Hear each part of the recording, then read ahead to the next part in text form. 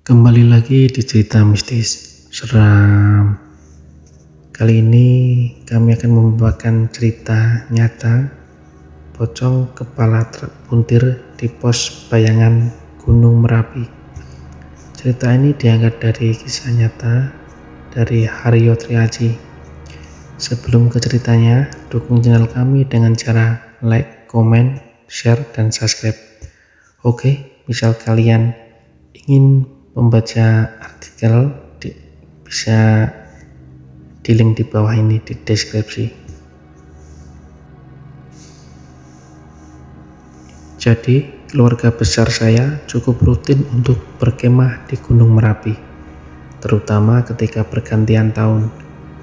Tempat langganan kami ada di atas dusun Kinaharjo, sebuah dusun yang mengalami cobaan sangat berat di tahun 2010.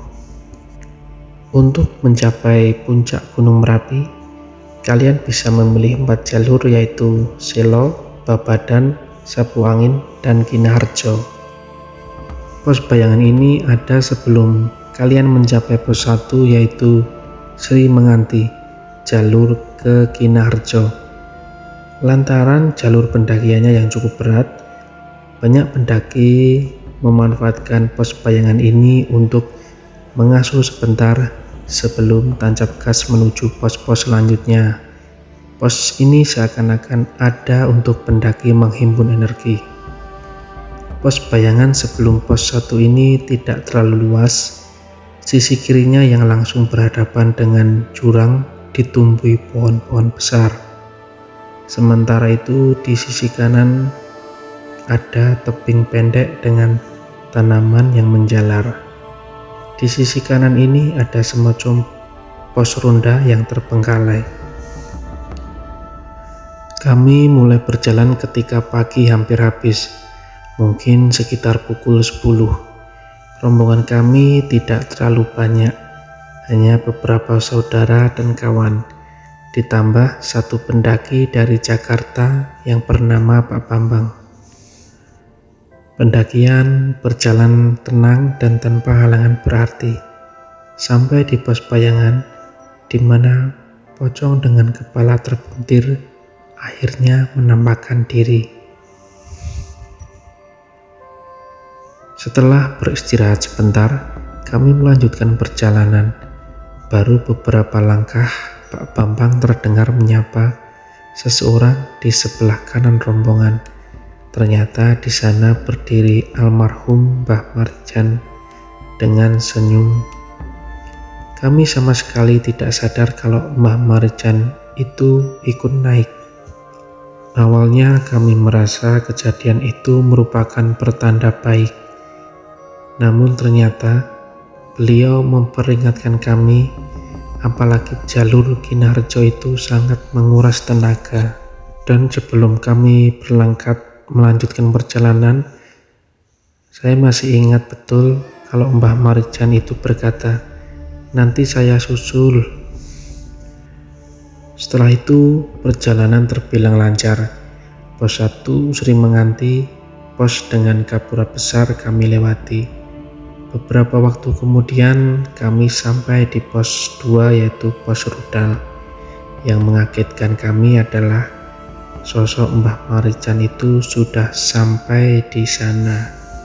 Sebuah pemandangan yang tidak biasa, membuat kami kagum sekaligus bikin merinding. Bagaimana bisa seorang sepuh berjalan mendahului kami sampai di pos 2? Kami hanya mengobrol singkat saja. Setelah itu Mbah Marjan memberikan beberapa nasihat, terutama hati-hati ketika melangkah. Proses pendakian kala itu berjalan dengan lancar. Sedikit rasa janggal baru terasa di jembatan setan, sebuah lokasi yang terbentuk dari pasir, di mana kanan dan kirinya adalah jurang. Salah satu lokasi yang paling berbahaya kalau kalian mendaki dari jalur Kinaharjo, apalagi kalau malam dan turun hujan, itu sangat berbahaya. Sampai di pos 4 Mimbar, Salah satu teman saya mengeluh sakit di bagian punggung bagian bawah dekat tulang ekor dan tengkuk. Lantaran tidak terlalu buru-buru, kami memutuskan untuk berhenti. Namun, teman saya yang bernama Saleh ini menolak. Dia tidak mau dianggap beban mengingat ini kali pertama dia ikut naik ke Gunung Merapi. Pak Bambang, pendaki dari Jakarta itu, menyarankan kami untuk mengikuti kemauan Saleh dan segera turun. Pak Bambang yang baru bergabung ini mempunyai kelebihan untuk soal dunia lain. Hanya Pak Bambang ini yang bisa tahu kalau Mbah Marijan menemani kami. Pak Bambang pula yang menyelamatkan saya ketika mendaki ke Gunung Semeru. Menjelang pos 2, sebetulnya Saleh semakin tidak kuat. Namun saya melihat dia menahan rasa sakit. Pak Bambang mungkin sudah merasakan ada yang janggal dan perlu kewaspadaan lebih dari rombongan. Dia mendekati saya dan kakak saya lalu berbisik, "Ada yang ikut Saleh, dari tadi mencoba masuk. Tolong jangan panik dan tetap berpikir jernih. Waspada saja, nanti di pos 1 kita istirahat, tapi jangan bermalam di Gunung Merapi." Sementara saya yang dipesan jangan panik malah makin kepikiran. Apalagi Pak Bambang menutup omongannya dengan sebuah pesan, "Yang ikut Saleh itu pocong, kepalanya terpuntir ke belakang. Sepertinya bukan asli dari Gunung Merapi." Jalur Kinaharjo memang cukup berat. Semakin berat di jalur turun, mengingat kita harus menahan beban. Banyak akar pohon menonjol di sepanjang jalan setapak yang menurun. Seperti pesan Pak Bambang, kami istirahat sebentar di pos 1 Sri Menganti. Saleh sempat terbahan dan sakit di tulang ekornya sudah reda. Namun pegal di tengkuk masih terasa dan kini dia mengeluh pusing. Nampaknya pocong itu semakin kuat mengeluarkan segala daya untuk merasuk ke tubuh Saleh. Kami tidak bisa istirahat lebih lama.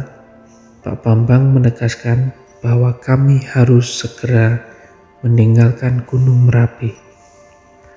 Sebelum meninggalkan pos 1, saya merasa sangat gelisah. Terutama kami harus melewati pos Bayangan, sebuah pos yang konon sangat angker. Sementara Saleh sedang bermasalah dengan pocong yang kepalanya terpuntir. Seakan-akan semua yang terjadi di perjalanan pulang saling mengenapkan. Sekitar 30-40 menit yang kami butuhkan untuk sampai ke pos Bayangan. Karena Saleh kesakitan, mau tidak mau kami harus berhenti ketika memungkinkan untuk istirahat. Lantaran sudah sampai di pos Bayangan, rombongan memutuskan untuk berhenti. Pak Bambang terlihat sangat khawatir. Dia bahkan tidak duduk untuk beristirahat. Pak Bambang meletakkan tas punggung yang berat. Setelah itu dia menyandarkan punggung ke pohon besar yang menutupi jurang.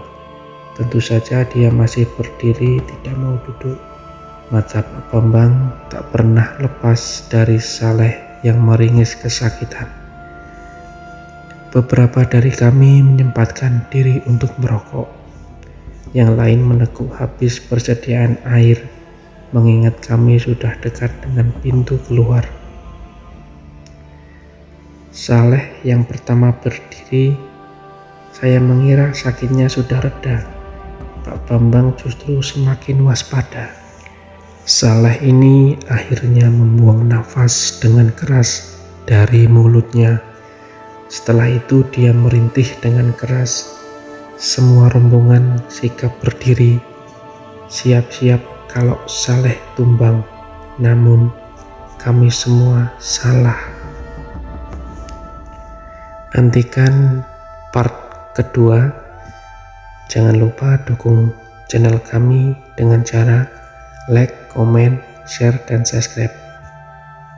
Serah.